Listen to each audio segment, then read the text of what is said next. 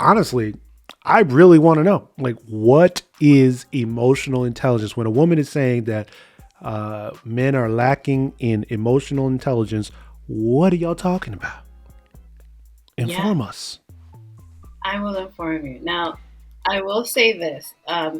Recently, there was a poll done on um, on an Instagram page. I forget his name, but he often does like polls for like women and men to answer. Hmm. Um, he wanted the women to rate between 1 and 5, 5 being the most important. What are some traits, things that you're looking for in your man? And there was a large number of women that put emotional intelligence at the very top. So yes, I agree 110%. This is important for women. So what is emotional intelligence? I'll give you the actual definition and then I'll break it down a little bit. Break it down for us. The ability to manage both your own emotions and to be able to understand the emotions of people around you. Okay. Remember, we talked about how women are more emotionally wired, why this is important. Okay. Yeah. So, there are 5 components to emotional intelligence: self awareness. So, basically, how aware are you as an individual of what's going on with you emotionally? Do you know when you're angry, happy, sad? Or are you completely like checked out? You're not even aware, right?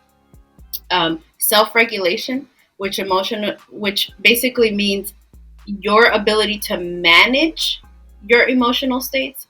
So if you are a person that when you get angry, you get angry, and you have a very difficult time controlling your reactivity, that would be someone that has difficulty with self-regulation. Like you're not able to self-soothe and calm yourself down, right? So that's an aspect of emotional intelligence, that you can actually bring yourself down, right? When you're upset, right? You're not breaking things and punching walls and whatever.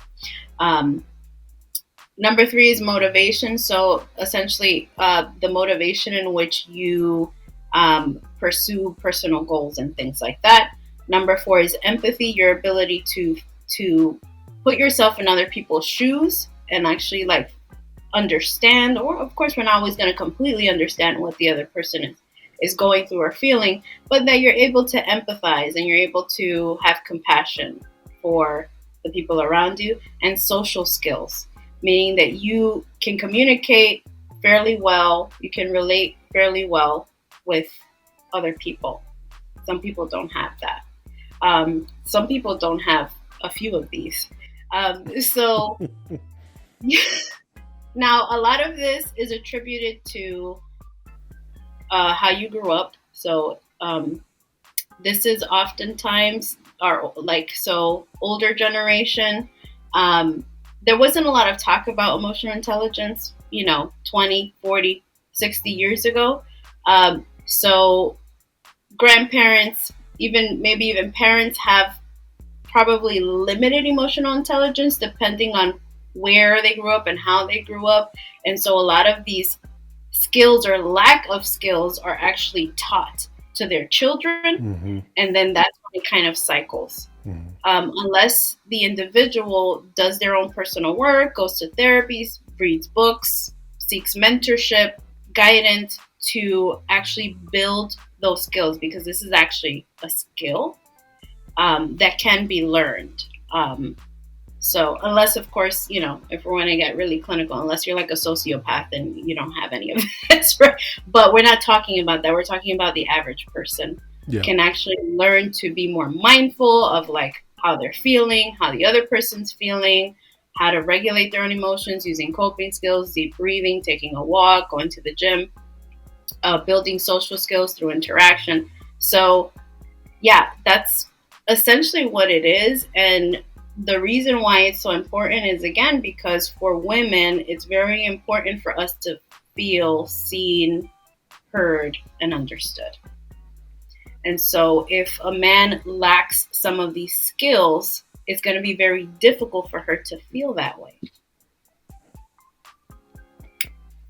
So I, Well, yeah, that was a good That was a master class in emotional intelligence in 3 minutes. Yeah, that's good. Proverb that says, a man that can't control his temper is like a city without walls. And so, and obviously in ancient culture, a city without walls is easily conquered, easily Right. destroyed, easily is weak. And so definitely one of the markers of a biblical alpha male, biblical leader, is the ability to control his temper, control his emotions. Because I think emotional intelligence, I hope, and I'm sure you'll agree, but emotional intelligence doesn't mean emotional, right? Okay, so men shouldn't be emotional. No, no, no, no, no, no. Men should not be quick to any one emotion. I'm not saying men shouldn't feel their emotions. Men shouldn't, experience them. And It's not less manly to cry, but you shouldn't be Right. crying all the time. You shouldn't be crying every time things happen. You shouldn't be complaining all the time. Like, no, you shouldn't be overly emotional. You need to be temperate. You need to be uh, kind of a rock, because Right. in certain circumstances, I believe that women do rely on men to be more of a rock in turmoil. Yes. Where she might naturally want to fret in certain circumstances, and she's Yeah. looking towards her man to be calm and to Right. be pragmatic, and Right. emotions don't help with that. Men need to live with their wives in a understanding way. Mhm. You can't live with your woman in an understanding way if you can't understand her emotions and Right. listen, things like that. Yeah. And you also have to be aware of like your own emotions. So yeah, to your point, no, it's not that you're going to be super emotional. If anything, emotional intelligence is actually going to stabilize you. Like you'll be able to bring yourself back to center. Pastor Z.